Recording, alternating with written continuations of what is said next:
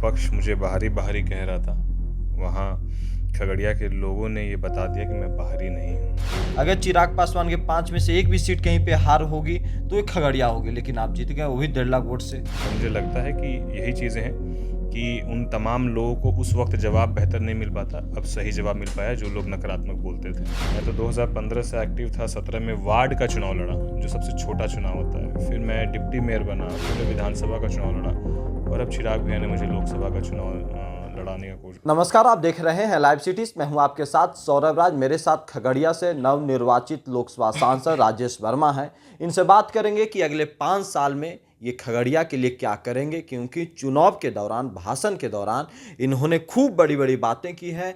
अपने जनता से, अपने लोगों से इन्होंने वादा किया है, वो वादा को कैसे पूरा करेंगे। राजेश जी, अब तो आप दिल्ली पहुंच गए, सांसद बन गए, खगड़िया की जनता ने आपके ऊपर भरोसा जताया। अब जनता को कैसे उनके वादे जो उनसे किए हैं, कैसे उनको पूरा कीजिएगा, कैसे उन्हें लौटाइएगा? नहीं, बिल्कुल। मैं सबसे पहले मैं अपनी जीत के लिए मैं खगड़िया के सभी नौजवान साथियों को, माताओं को, अभिभावकों को दिल की गहराई से धन्यवाद देता हूँ। जी।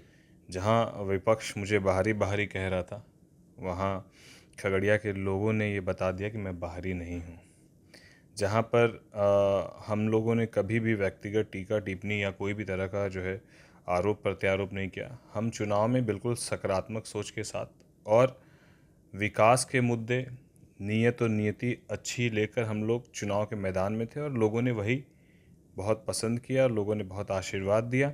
और जो प्राथमिकताएं जी। तब हम लोगों ने तय की थी कि जीत के बाद हम ये करेंगे, आज जीत के बाद भी मैं ये आश्वस्त करता हूँ आपके चैनल के माध्यम से जी। सभी खगड़िया के हमारे नौजवान साथियों को, अभिभावकों को, कि जो प्राथमिकताएं मैंने कही थी उन प्राथमिकताओं में 100% जिस तरीके से 100% आशीर्वाद आपने दिया है, उस तरीके से 100% मेरा प्रयास उन तमाम मूलभूत समस्याओं के निवारण के लिए मेरा रहेगा। और मुझे इस बात का भी अफसोस है कि चुनाव जीतने के बाद हम लोगों को दिल्ली बुलाया कि हम लोग दिल्ली आए। मैं वहाँ पर अपने लोगों के बीच समय नहीं दे पाया। मैं चुनाव के बाद सब लोगों से आशीर्वाद फिर जिस तरीके जाइएगा, से, घर घर बिल्कुल, फिर जाइएगा। मैं वापस से सभी विधानसभा वार हम लोग जो है वो एक आशीर्वाद हम लोग यात्रा निकालेंगे जो जी। आशीर्वाद लोगों के द्वारा मिला है।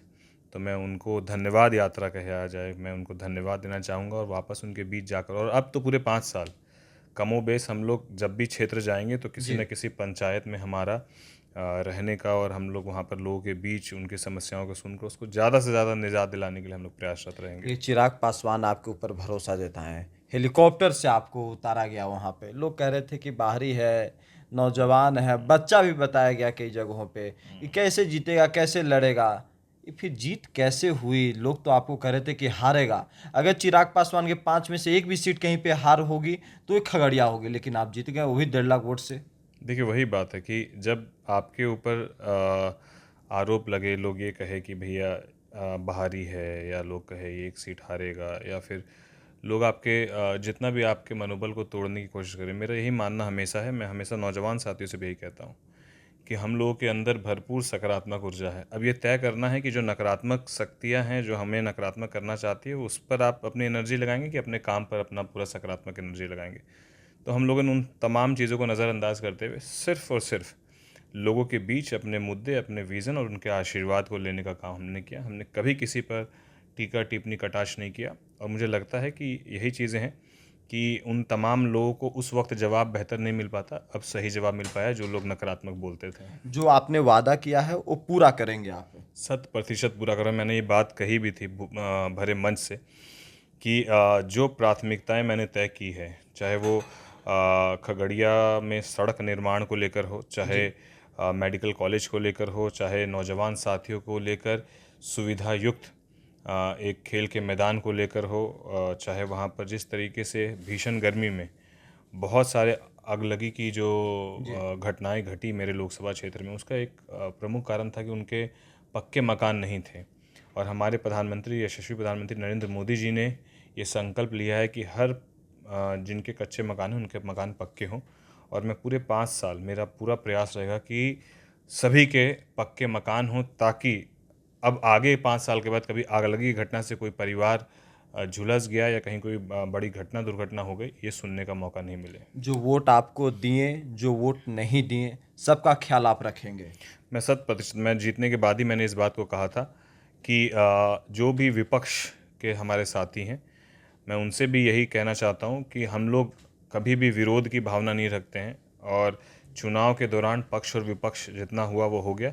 अब सब समन्वय स्थापित करके सबको एक साथ लेकर, कुछ विज़न उनके बहुत अच्छे होंगे, कुछ मेरे बहुत अच्छे हैं, कुछ उनका तजुर्बा अनुभव है, कुछ हमारा है, तो हमको लगता है दोनों के समन्वय को स्थापित करते हुए हम लोग सबको साथ लेकर खगड़िया का विकास हो, ये प्राथमिकताएं उनकी भी रही होंगी, ये प्राथमिकताएं मेरी भी हैं, तो हम लोग उस पर ही काम करेंगे। कोई विरोधाभास नहीं, कोई मेरे अंदर किसी के प्रति कोई द्वंद्व और कोई गलत भावना नहीं। हम लोग सबको साथ लेकर खगड़िया का विकास। दरवाजा सबके लिए खुला है आपका? नहीं, मेरा क्या, मैं तो बहुत छोटा व्यक्ति हूँ। अब छोटा है, विरोधी तो करे बहुत बड़ा कारोबारी आया नहीं है। देखिए, कारोबारी व्यापारी होना ये बिल्कुल अलग विषय है, और मैं इस बात को कहता हूँ कि राजनीति में मैंने इसीलिए, व्यापारी परिवार से आना ये सौभाग्य का विषय है, ये कोई दुर्भाग्य की बात नहीं। लोग क्यों इस भावना को देखते हैं हीन भावना से पता नहीं, और इस विषय को बार बार उठाते हैं कि आप बहुत बड़े कारोबारी हैं।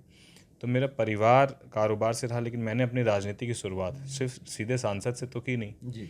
मैं तो 2015 से एक्टिव था, 17 में वार्ड का चुनाव लड़ा, जो सबसे छोटा चुनाव होता है, फिर मैं डिप्टी मेयर बना, फिर मैं विधानसभा का चुनाव लड़ा, और अब चिराग भैया ने मुझे लोकसभा का चुनाव लड़ाने का आशीर्वाद दिया। मैं उनके लिए उसके लिए भी उनका बहुत दिल की गहराई से धन्यवाद देता हूँ। तो अब खगड़िया ही सब कुछ है आपका, या भागलपुर ही रहेगा? नहीं, खगड़िया स्वाभाविक है कि कर्म भूमि हमारी खगड़िया है, और मेरा जन्म भागलपुर हुआ, तो बिल्कुल भागलपुर से तो एक लगाव है ही, वहाँ के लोगों से लगाव है ही। वहाँ के लोगों ने राजनीति की एक पहचान दी, खगड़िया ने एक बड़ी जवाबदेही और जिम्मेदारी दी, तो बिल्कुल हमारे लिए दोनों महत्वपूर्ण है, लेकिन अभी खगड़िया मेरे लिए प्राथमिकताओं में है। चिराग जी को भी लेकर के जाते रहिएगा। नहीं, अरे बिल्कुल, हमारे राष्ट्रीय अध्यक्ष जी को ये बात बोलने की ज़रूरत ही नहीं है। जिस तरीके से छोटे भाई के रूप में उन्होंने पूरे चुनाव में ख्याल रखा, जब जब मेरा मनोबल थोड़ा भी गड़बड़ाया या मुझे सुझाव की ज़रूरत पड़ी, प्रतिदिन किसी भी वक्त रात को 2-2 बजे तक मुझे चिराग भैया ने मार्गदर्शन दिया, आशीर्वाद दिया। इनफैक्ट चुनाव के बाद भी, तो आप सोचिए ना, कौन किसी पार्टी का राष्ट्रीय अध्यक्ष अपने सभी प्रत्याशियों के लिए जो है पूजा पाठ और वो तमाम चीज़ें आप देखेंगे जो परिणाम के एक दिन पहले, तो हमारे राष्ट्रीय अध्यक्ष हर एक कैंडिडेट को लेकर उनका ये एक अपनी भावना, एक अपनत्व का जो भाव है, वही वो सबसे अलग करता है उनको उनकी यही जो कार्यशैली है, वो सभी नेताओं से उनको अलग रखती है। अब काम हो गया आप लोग का, या 2025 के लिए और कुछ आप लोग सोच रहे हैं? नहीं, राजनीति तो मान लीजिए कि कहीं जाकर रुकती नहीं है, बिल्कुल सतत प्रयास है। अब आगे 2025 में भी एनडीए बेहतर करे, मजबूती से सरकार में फिर से आए, तो बिल्कुल अगर केंद्र और राज्य दोनों में आपकी सरकार होती है तो विकास की गति भी बहुत तीव्र गति से आगे। चिराग जी को मुख्यमंत्री भी बनाना है, वो भी जिम्मेदारी आप लोग के ऊपर होगी। देखिए, अगर आप मुझसे पूछेंगे तो बिल्कुल, अगर पार्टी के मैं या कोई भी सिपाही होगा, ईमानदार सिपाही, तो वो बिल्कुल चाहेगा कि मेरे नेता बड़े से बड़े कद पर, बड़े से बड़े ओहदे पर बैठे हैं, और बाकी प्रयास सब कर रहे हैं। मुझे लगता है कि जो बिहार की बात करे, जो बिहार की बेहतरी की बात करे, और जो बिहार में विज़न के साथ बिहार को बदलने की बात करे, तो एक बिल्कुल हमारे चीजें नेता हैं में। चिराग पासवान में, आपके नेता में वो चीजें हैं। देखिए, मेरे नेता में जो चीज़ें हैं वो आप सोच ही नहीं सकते हैं। जहाँ पर एक स्टैब्लिश नौजवान राजनीति में हो, वो कभी दूसरे नौजवान को मौका नहीं देता है राजनीति में आने का। वो हमेशा एक इनसिक्योरिटी का भाव होता है। आप देखिए, हमारे नेता ने मैक्सिमम नौजवान लोगों को मौका दिया, तो आप इस बात को समझिए, हमारे नेता के लिए जात पात धर्म मज़हब से ऊपर उठकर वो हमेशा ये बात बोलते हैं, उनका MY समीकरण जो है वो महिला और युवा है। उनका MY समीकरण कोई जाति या कोई धर्म या मज़हब नहीं है। आप लोग सबको साथ लेकर के चलने वाले हैं। 100%। चलिए, शुक्रिया सर, थैंक यू हमारे साथ बहुत बात बहुत करने के लिए। धन्यवाद।